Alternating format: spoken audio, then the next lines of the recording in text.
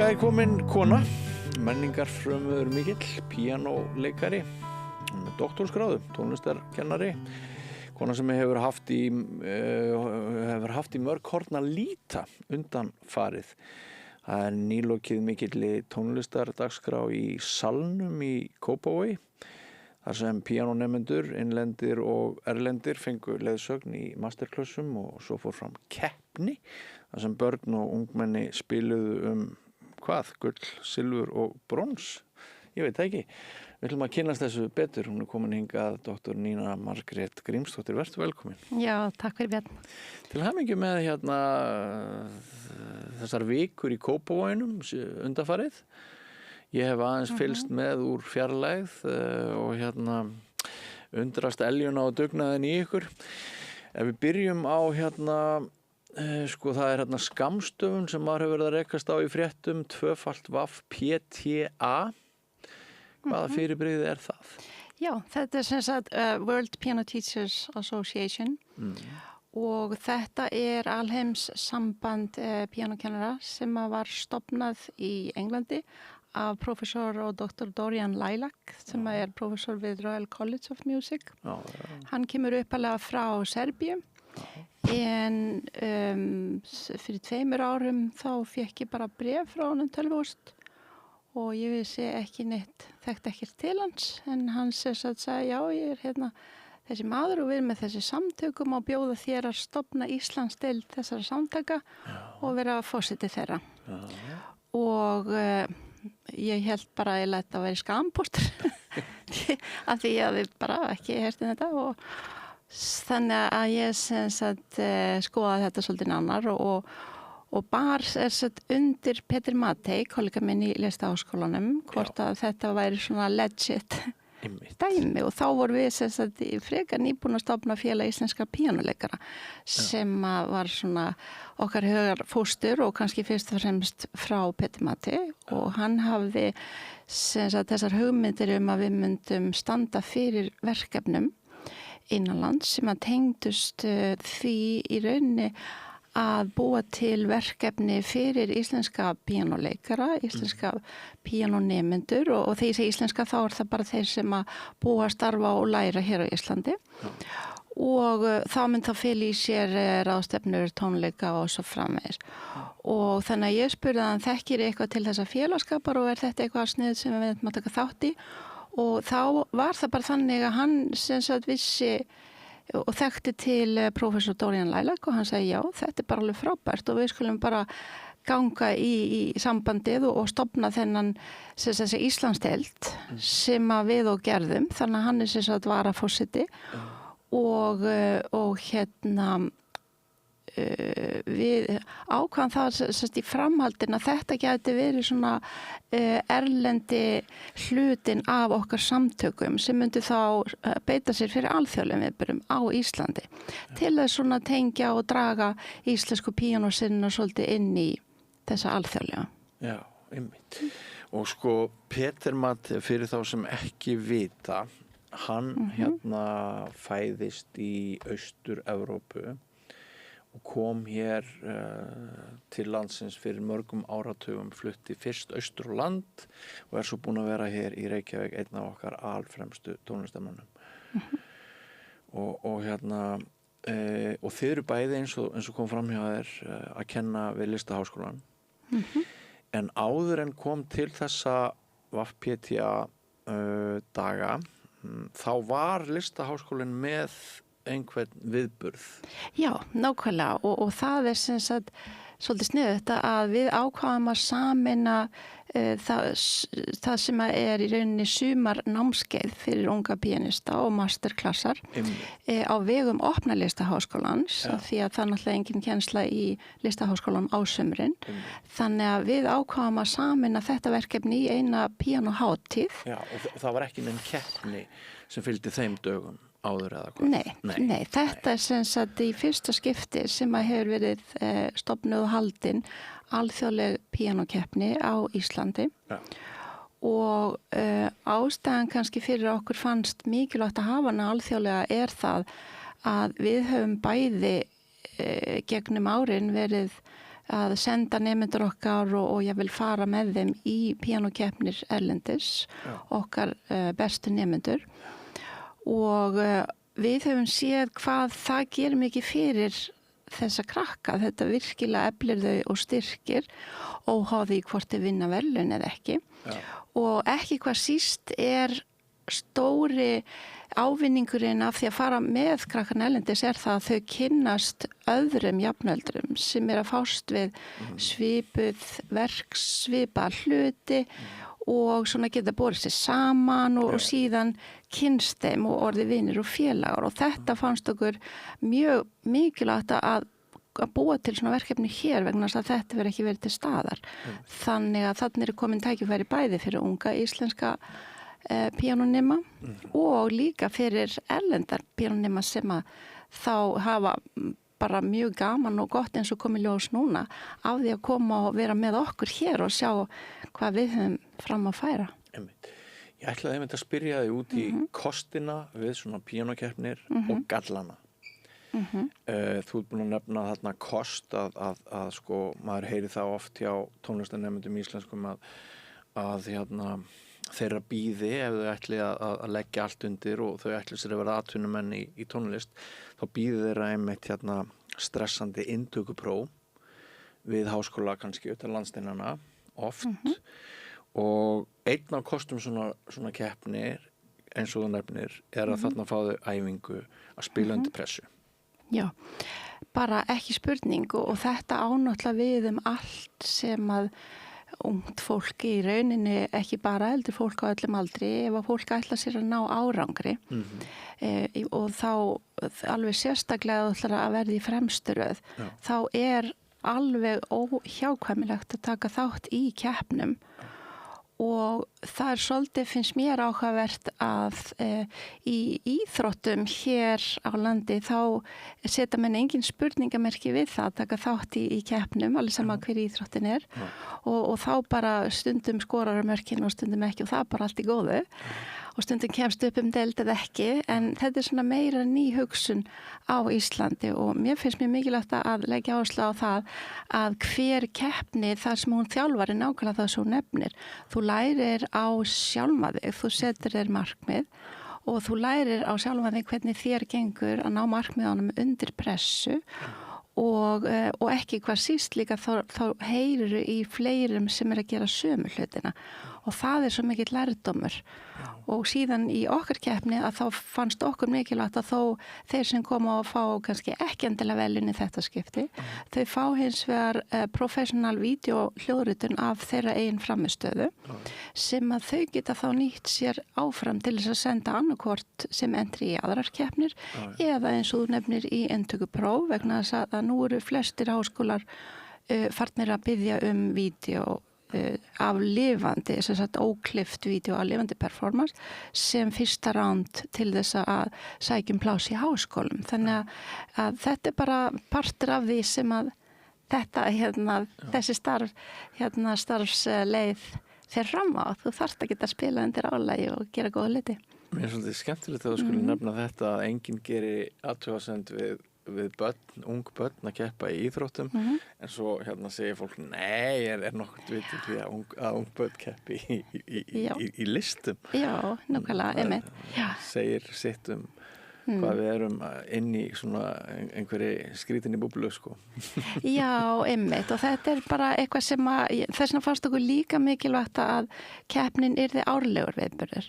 Þannig að þetta verði bara svona partur af prógraminu þannig að fyrir unga efnilega píanista þá sé þetta bara partur af prógraminu undirbúa sig til dæmis fyrir þessa keppni jafnframt og helst aðra líka í útlöndum ef að kostur og mér svolítið gaman að ég nú þegar búin að fá umsókn frá einni móður erlendis með 9 ára dóttur og spurði möguleiki að hún megi koma á næsta ári og einn af þeim sem keppti núna sem þetta var að keppa í elsta aldurshópnum það vegna þess að ég kannski segja margar hluti á saman tíma.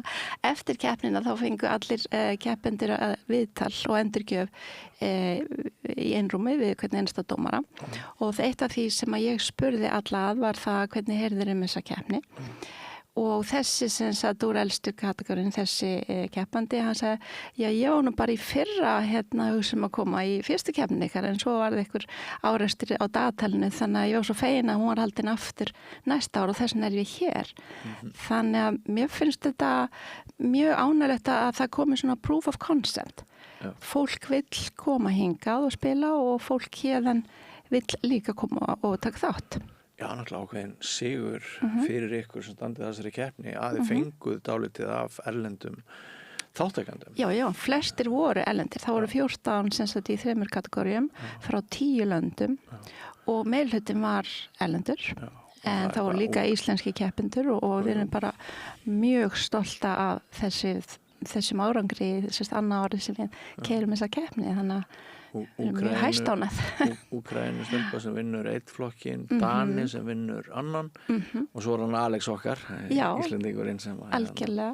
Sem vann hann yngsta stúlka frá Latvíu sem vann Önnuvelin og þannig að þetta er bara algjör, finnst okkur svona hvað sem vitnisburður það að það er hægt að gera þetta og það er hægt að gera það bara vel þannig að og það eru allir mjög ánægðir sem að svona í kjölfar og það er gott að finna það því að við óskuðum líka eftir endurgjöf til okkar hvað er þetta að gera betur og það var bara ekkert, bara allir 7. heimnið, það var frábæra aðstæðan og allt umgjörðin. Kópavogur náttúrulega styrkir þetta rausnarlega með því að útvega tónlistarhúsið Salinn. Já. Það er sem sagt menningaráð Kópavogsbæjar sem styrkir okkur og gerði líki fyrra og gerði okkur kleift að fara af stað með þetta og salurinn í Kópavogi hefur verið algjörlega frábær samstarfsaðili, kemur að þessu og lánar okkur salinn. Tónlistarskóli Kópavogs sömuleiðis lánar okkur skólan. Án þessa stuðnings væri þetta verkefni ekki hægt. Geggjaður flygill. Og geggjaður flygill, já, 100% og síðan náttúrulega síðast en ekki síst þá eru veglega peningavelun sem að Tónastöðin og Steinvægssons gefa og þannig að þetta eru lykilþættir í að það sé hægt að keyra svona verkefni í gang. En ég segi líka aftur og af því að við erum svona við erum nýbúin að standa í þessu að það þarf mjög margar hendur á dekk og núna leitum við eftir fjárhagslegum bakhjörlum sem gætu sem sagt gert okkur kleift að gera áætlanir fram í tíman vegna þess að hinga til er öll vinna við þessa keppni frá öllum höndum á dekkinu í sjálfboðaliðavinnu. Er það? Já, þannig að það er bara ekki hægt að gera það mörg ár í röð. Þannig að það væri bara frábært ef að þeir sem hlusta á þessa útsendingu og hafa mikinn áhuga að koma að þessu verkefni geta haft bara beint samband við mig eða Petter Matti og komið og verið í stjórninni hjá okkur. Líður þér núna eins og þú sett nýbúin að ljúka bæði sauðburði og heiskap? Já, 100%. Maður er svona, vegna þess að það er náttúrulega, þetta er rosalega mikil vinna og það er bara 24 tíma vinna nánast og lítill svefn. En það er svo mikil svirði þegar að svo, maður sér brosin hjá krökkunum, maður heyrir í kennurum, maður heyrir í foreldrum og sér hvaða vinskapur hefur myndast og svona það, maður fær ofboðslega mikla gleði í sálina. Já, það verður til nýtt samfélag. Það gerir það.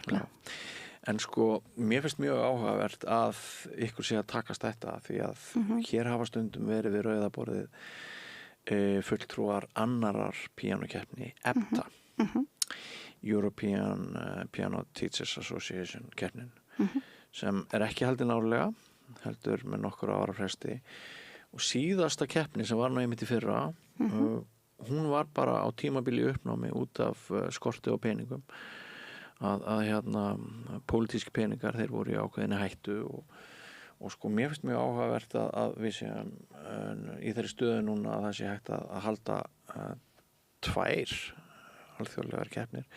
Er það jafnvel fleiri? Hvað var að gerast niður í Hörpu á sama tíma og þið voru þarna í Kópavogi? Var það þriðja keppnin eða? Nei, ég er ekki klára á því sko. Það hafi verið aðalega tónleikar og eitthvað. Já, tónleikar. Ég er ekki klára á því sko. En það var ekki keppni. Það var ekki keppni? Nei. En sko, er eitthvað að breytast í þessum efnum eftir svona kannski hókur og vandamál seinni ára með peninga? Eru meiri peningar að koma inn í þetta? Nei. Ekki hvað okkar verkefni varðar sko. Nei, þess vegna kalla ég eftir til þess að svona verkefni geti haldið áfram að vaxa og dafna sem það hefur alla burði til. Að þá þarf fjárhagslegan bak stuðning sem er til lengri tíma heldur en ekki tjálta bara til einna nætur í hver skipti og það náttúrulega hefði ekki verið hægt að hrinda þessu úr vör nema fyrir stuðning frá Kópavogsbæ. En á sama tíma finnst mér mjög mikilvægt að það séu aðrir, bæði opinberir aðilar og einkaaðilar sem að kæmu að verkefninu til þess að búa til þetta bakland. Og það má kannski segja að það er einhver, það er eitthvað svona svolítið meiri áhugi held ég núna á píanónámi. Þannig að þetta er held ég bara vinsælsta hljóðfærið í öllu landinu, langir biðlistar alls staðar. Og það er mjög mikið af ungum talentum, ungum afburða píanónemendum sem að þurfa þessan hvatningu. Sem mótivasjón til þess að hafa ykkur verkefni til þess að vinna að og fá athygli fyrir. En hvernig spjarar klassikinn sig? Það er gaman að heyra það segja það sé mikill áhugi á því að hæfileikaríkir krakkar sé að læra á píanó. En sko, er ekki klassikinn alltaf í svona ákveðnu ströggli? Er ekki freistandi að læra eitthvað annað en klassíska músík? Jú, ég held að það sem hefur breyst frá því að til dæmis ég var í námi að það er orðið meira svona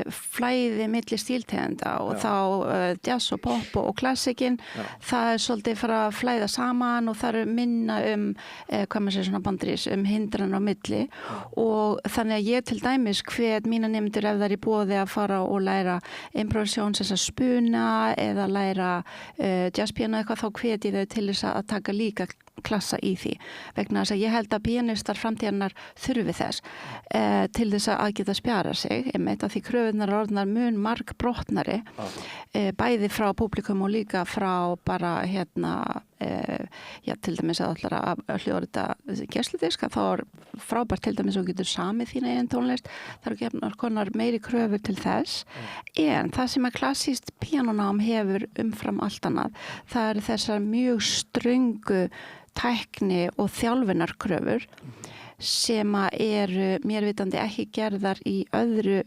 hljómborðsnámi. Þannig að ég held að þeir sem að fara í gegnum þá þjálfun, þeim er í rauninni alla leiðir færar til þess að byggja ofan á.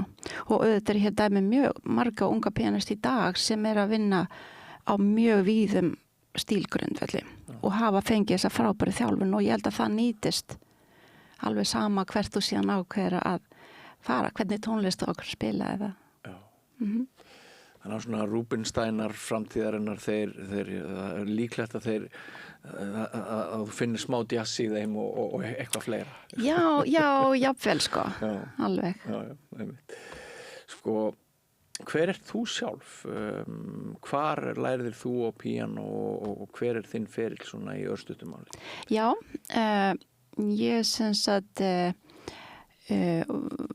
var sendi í minn fyrsta píanótíma og þá spilaði ég Last Rose of Summer fyrir fyrsta kennara minn, Málfríði Konráðsdóttur í tónmenntaskólanum sem þá hét Barnamúsíkskólinn og foreldrar mínir höfðu bæði lært á píanó og þeim fannst það vera alveg skilyrðislaust partur af menntun barnanna þeirra að þau væri sendi í tónlistarskóla og að því þau lært á píanó þá var sjálfsagt píanó fyrir valinu en svo reyndar ég á 2 yngri bræður og annar þeirra læriði á klarinett og saxofón en svo kom yngsti bróðir og vildi læra á píanó eins og stóra systir hjá sama kennara þannig ég held ég var mjög heppin mamma mín spilaði plöturnar sem að hún átti með Latimer Ashkenazi og það voru Chopin plötur, píanókonsertar, Mozart og annað þannig að við fórum mjög mikið á tónleika, sinfóníutónleika og annað þannig að ég held að ég hafi verið mjög heppin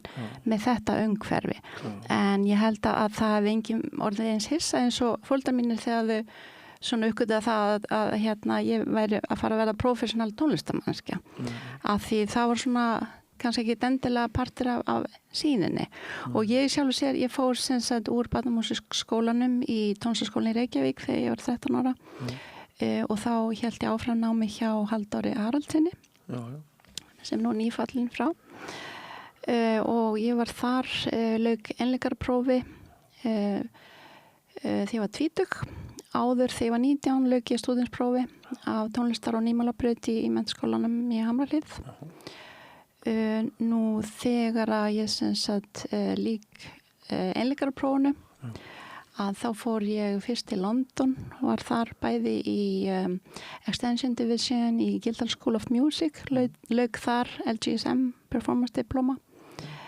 síðan var ég líka í einkatímum hjá Peter Feuchtwanger sem var umtalaður prófessor í London lærði mjög góða fína hluti þar nú síðan fór ég tók master City University of London og lærði þar hjá líka góðum íslandsvinni Philip Jenkins sem var þá líka prófessor í Royal Academy og fór síðan til Skotlands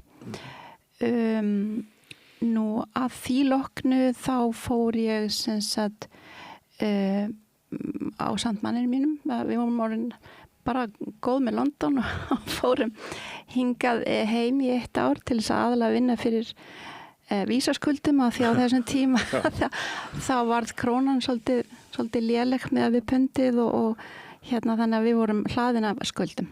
Hvað ár er þetta? Og þetta er svona 88-89 og við vorum sem sagt á því tímabili orðið mjög skuldug og ákvaðum að fara heim í 1 ár og vinna fyrir vísaskuldunum og það var reyndar algjörlega frábært ár vegna þess að þá var ég sem sagt að taka að mér að því ég hafði verið að stjórna íslenska kórnum í London og spila orgel þar og í 3 ár hjá séra Jóni og þá sem sagt var ég komið svona pínu innsinn inn í orgelspil þannig að ég gat unnið fyrir mér hér að í hlöpum í orgeli og brúðkaupa jarðarfarir og messur og kórstjórn og síðan fór ég í 1 mánuð á Reyðarfjörð og Eskifjörð var þar að vinna og spilaði undir í Systir Angelica hjá Óperukompani þannig að þetta var algjörlega frábært árlista við tónlistarskóla Hafnarfjarðar og ég lít til þessa árs sem bara mjög yndislegs þannig að þarna svona var gott að finna það var þetta í rauninni eitthvað sem ég vildi síðan vera áfram í og svarið verið já og ég man alltaf eftir ég spurði kennar minn Halldór Haralds þegar ég var að klára einleikarpróf eitthvað tíman við varum að labba niður stigann í skipholtinu og segi Halldór, er þetta eitthvað sem ég ætti að leggja fyrir mig og hann sagði svona þú verður að ákveða það sjálf þannig að mér fannst það svo frábært að því það er akkurat máli maður þarf að finna það hjá sér er þetta eitthvað sem maður vill gera svo mikið að maður vill ekki hugsa sér að gera neitt annað þannig að eftir þetta fann ég það nú eftir það fór ég sem sagt til San Diego í Kaliforníu, við byggum þar í 1 ár maður minn vildi vera í sól þannig að fékk hana, já, einmitt og mér aldrei leiðist eins mikið með því ég var svolítið bara frílansa og að kenna hann var í námi og ég var alltaf að líta upp í heiminin og segja já hvenær koma skýin, hvenær kemur rigningin alltaf bara heiður heiminn og svo en sem sagt þannig að okkur mjög leiðislega mikið þannig að því loknu þá fórum við til New York og ég tók þar professional studies diploma við Mannes College of Music maður minn var í NYU og síðan í beinu framaldi mér bauðist að vinna kenna við tónskólan Bloomingdale School of Music og í framhaldinu sem sagt byrjaði ég dóttorsnámi við Graduate Center City University of New York og var þar að rannsaka sem sagt tók fyrir píanóverk Dr. Páls Ísólfssonar og hljóðrita fekk hljómplötusamning við BIS Records og sem sagt kláraði og var í rauninni alltaf meðfram að performera á hljóðritadiska fyrir Naxos spilaði þarna kammermusík þannig að það var bara frábært en svo flutti ég til Íslands árið 2000 og hef verið hér sem sagt við störf óslitið síðan hefur starfað bæði við náttúrulega Listháskólan tónlistaskólan í Kópavogi og tónskóla Sigursveins og ert sérfræðingur í Páli Ísólfssyni já, það er mín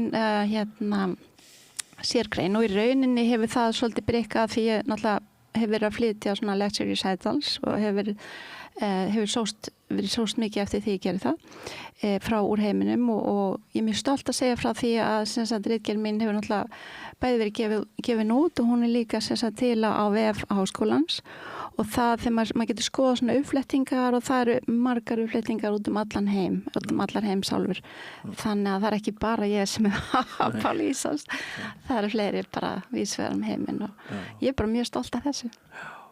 Var á einhverjum tímapunkti, þetta er glæsilegu ferill, en var á einhverjum tímapunkti í þínu lífi þessi hugsun, ætli ég geti lifað af því að ferðast bara með heiminn og spila píanó og gera ekkert annað? Nei, í raun ekki sko. Ég er mjög jarðbundin manneskja og ég held að ég hef ekki verið að gera mér neinar þannig hugmyndir. En ég hef alltaf reynt að gera það besta úr þeim tækifærum sem bæði mér hafa boðist og líka sem ég hef búið til og afla mér. Þannig að ég er svolítið meira þar. Við skulum bara reyna að ná sem lengst og gera sem best það sem við gerum á hverjum tímapunkti og sjá hvert það kemur manni. Af því mér finnst það mjög óraunhæft eftir að halda það að maður geti lifað af því einu saman að vera konsertpianisti per se. En það er frábært ef maður finnur það að tónlistin geti verið svona hún í rauninu samskiptamiðl þannig að það er frábært að finna það að maður geti gefið einhvern gleði með því að í þessu tilfelli að spila. Já. Og fyrir hvert eitt barn eða ungmenni sem velur þessa braut frekar en að fara í læknisfræði eða endurskoðun eða hvað það er sem svo margir gera sko þá fagna ég alltaf í mínu litla listræna hjarta.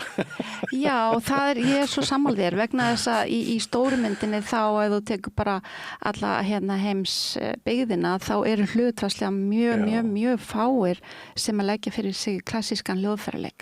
Það er bara mjög fáir þannig að ef þú ert heppin að fá þessar gjafir, þessar tónlistagjafir og er þannig innstiltur að þú vilt deila þeim að þá er það bara dásamlegt kraftaverk í hvert einasta skipti og slíkur einstaklingur náttúrulega verðskuldar alltaf þá hjálp og aðstoð sem að umhverfið og samfélagi getur veitt. Þannig að ég er svolítið þar, mér finnst mjög mikilvægt að vera í þessari mannrækt og hvort sem það í mínu tilfelli þá er það að reyna að styðja við núna unga píanista sem að því að hvar verðum við ef það verður enginn eftir sem að treysta sér að flytja Beethoven sónatur fyrir aðra, hvað sem það er á sviði eða elliheimili eða hvernig sem það er eða fyrir Spotify eða eitthvað, hvar verðum við þá ef við látum bara gerfugrindina sjá allt saman. Nei, við þurfum lifandi fólk sem er með sál, tilfinningar til þess að halda áfram að kommunikera þessum menningararfi sem klassísk píanótónlist er. Já, velmælt. Áttu þér uppáhalds erlent tónskáld? Einn af þessum gömlu? Nei, ég er svo oftir að spyrja þessar spurningu.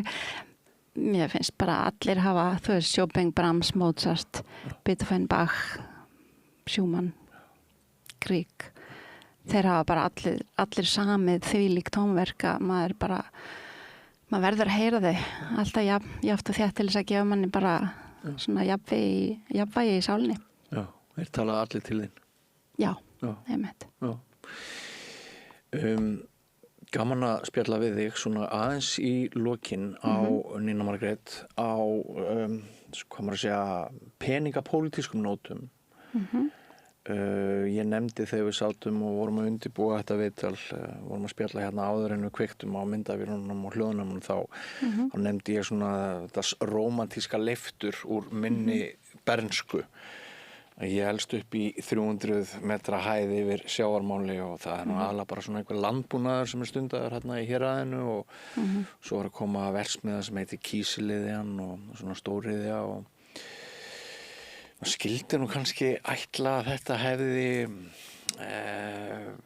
bara verið svona jarðbundin staður mörguleiti og ekki hátt menntunarstig þarna í þessari sveit en þegar tónlistarskólinn hefur innreið sína þá er bara eins og ég man þetta það er eiginlega öll börnin í sveitinni sem að læra á hljóðfæri og engin fjárhagslegur baggi fyrir heimilin ef það kostaði eitthvað þá var það svo lítið að það voru bara nokkra kartöflur sko, ígildi nokkra jarðepla.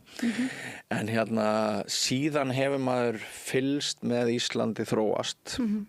Ég flutti sjálfur frá Akureyri til Reykjavíkur fyrir 5 árum og hér beið mín heimur langra biðlista. þar sem mörg börn komast ekki í námið sem þau dreymir önnur börn sem komast í tónlistarnámið sem þau dreymir þau þurfa helst eiga foreldra sem eru sæmilega stöndugir vegna þess að þetta getur verið töluverður kostnaður sem er andstæða þess sem að væri í þessu rómantíska endurliti mínu úr Mývatnssveitinni þegar ég var barn.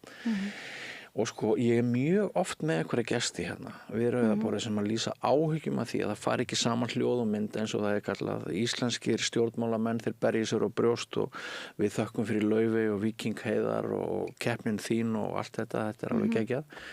En sko, við séum bara ekkert að það sé bara bakslag, fjárhagslegt bakslag. Þetta sé mikið ströggl, verði erfiðara og erfiðara. Hver þín sýn á þessi mál? Já, sko, mín sýn búin að vera alveg frá upphæð, bara frá því ég flutti til landsins tilbaka, það að, og þetta sýn sem ég deili með mörgum að mest framúrskarandi kennurunum og hljóðfærleikurum þessa lands, Guðný Guðmundsdóttir, Gunnar Kvaran, Áshildur Haraldsdóttir, Pétur Matthey, Lilja Hjaltadóttir, við erum öll sammála það að það þurfi að vera til staðar til þess að þjálfa afburða tónlistarnemendur til því að geta átt séns í að verða professional.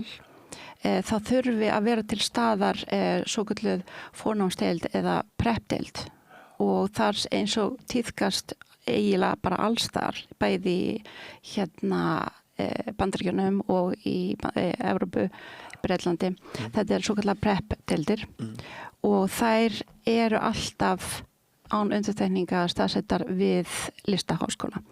Þannig að þetta eitthvað sem að ég búin að berjast fyrir frá því flutti til landsins að það yrði stofnuð slík deild við Listaháskólan og hún væri algjörlega eins og Listaháskólan að hún væri greidd fyrir án skólagjalda þannig að hún væri opin fyrir afburðapíanista bara frá unga aldri alveg frá 8 ára og af öllu landinu vegna þess að ég til dæmis það sem við rekist á í þessari vinnu með masterklassana og keppnina það eru fjölmargir ungir píanistar á aldrinum 8 til 18 ára sem eru jafnvel á stöðum út á landi þar sem ekki píanokennarar. Þannig að þetta vandamál, þannig að þetta það sem að ég búin að berjast fyrir með þessu fólki frá því, eins og ég segir, frá því flutti til landsins og því miður hefur þessi hugmynd ekki hlotið hljómgrunn. Það búið að vinna skýrslur og það búin að eiga, við áttum fundi til dæmis með þáverandi menntamálaráðherra Þorgerði Katrínu. Hún sá ekki ástæðu til þess að vera eitthvað að setja talentuð börn í skóla eða sérdeild því miður. Þannig þetta búið að vera í 20 ár og sama tíma hefur tónlistarmenntun almennt hrakað. Þannig að það minni kröfur gerðar. Nú verið að tala að fella niður próf í tónlistarskólum í nýrri námskrá og breyta elfróna svolítið í sem að hefur því miður eitthvað hljómgrunn að því auðvitað auðveldar að vera með nemendur í kennslu og þurfi ekki undirbúið að prófa en eitt slíkt. En þetta ekki leiðin held ég fyrir, sko ég algjörlega fylgjandi því að öll börn þurfa að fá tónlistarkennslu en hins vegar það hópur sem þarf að rækta alveg sérstaklega við ætlum að eiga framúrskarandi tónlistarmenn og konur sem eru ekki endilega frá tónlistarfjölskyldum en það eins og nefnir eða frá fjölskyldum sem hafa betri efnahag. Þarna þarf að koma til einhvers konar deild sem opin fyrir alla bara based on merit. Ég var að tala við kollega minn í Pólandi í Gdansk þar sem ég var fyrir á þessu ári gestakennari, háskólan í Gdansk og sú góða kona, hún átti ekki til einsta orð þegar hún spyr, já, það langi biðlistar en þið ljóti að vera með inntökupróf og finna úr hverjir raunverulega eiga þá að fá plásin í tónlistadeildunum. Nei, segi ég, það bara biðlistar, þannig að þú ert bara á röðinni og þetta ekki leiðin til þess að finna talenta því að ef við viljum vera fremstur í þessu eða vísindi með ekkuru, þá þurfum við að rækta garðinn með því að finna talentin, bjóðum þjálfun í fremstu röð og það ekki boði fyrir fólk allstar á landinu. Það sumstaðar í boði eins og þú nefnir, ef að þú kemur úr fjölskyldu þar sem eru tónlistamenn eins og margir eru það hefnir eða þar sem fólk hefur góðan efnahag, það það sem þarf til nákvæmlega eins og nefnir og okkar hugmynd sem það að vera með prepdeild við Listaháskólann, hún því miður ekki fengið hljómgrunn en ef það verður ekki gert þá erum við rauninni ekki að rækta garðinn okkar hvað þetta varðar. Þetta mín skoðun.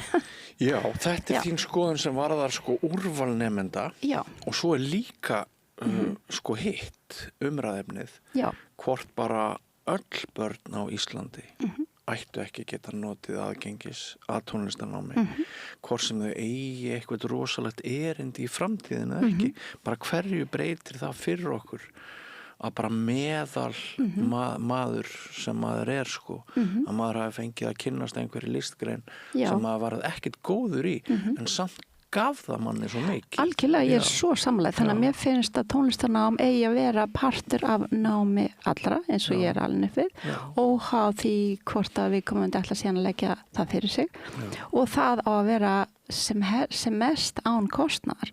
Og ekki bara búið að útrýma músík úr grunnskólunum?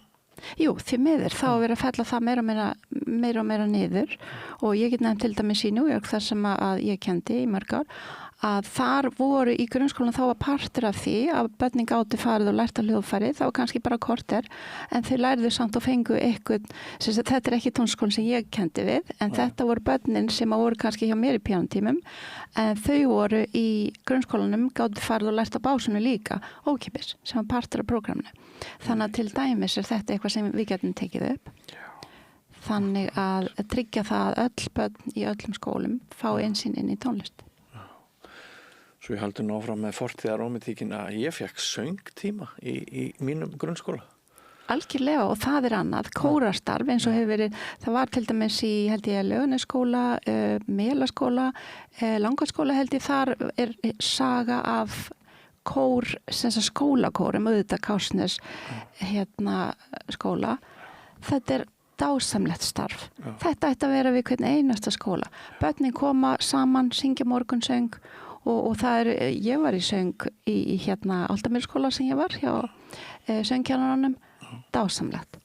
Þannig að það að syngja besta leiðin til þess að bæði sameina fólk og líka til þess að auka veljan. Annað okkar þyrfti að vera menntamálaráðherra. Já, segðu. Það mjög gaman að spjalla við þig og gaman að greina alltaf ástríðuna í þínum beinum og þú og þitt fólk þið hafið lyft grettistæki og til hamingju með þessa keppni sem ég ætla bara og þetta átak sem ég ætla bara að kalla upp á íslensku, ég ætla að segja WAFPTA frekar en WPTA. Ok, já. En vel takk gert hjá okkur. Já, takk fyrir það. Það gaman að fylgjast með þér og þínum í framtíðinni og væri gaman að kalla þig oftar að umræða bara við rauðaborðið, eigum við vonandi oftar inni. Takk kærlega fyrir að bjóða mér. Og kæra þakki til ykkar, hlustendur, kærir og áhorfendur. Við segjum þá dagskránni lokið í kvöld. Ég vil minna ykkur á það ef þið hafið oft veltið fyrir ykkur að styrkja samstöðuna en hafið ekki komið í verk að það hægðarleikur að fara inn á vefslóðuna samstöðin.is. Þar finnið þið hnapp þar sem ástendur áskrift og fyrir aðeins 2.750 krónur á mánuði getur þú gerst bakhjarl samstöðurinnar og með því tryggt að við höldum áfram að búa til dagskrá fyrir þig. En þættinum lokið í kvöld. Ég heiti Björn Þorláksson. Við sjáumst aftur klukkan 8 annað kvöld. Verið sæl.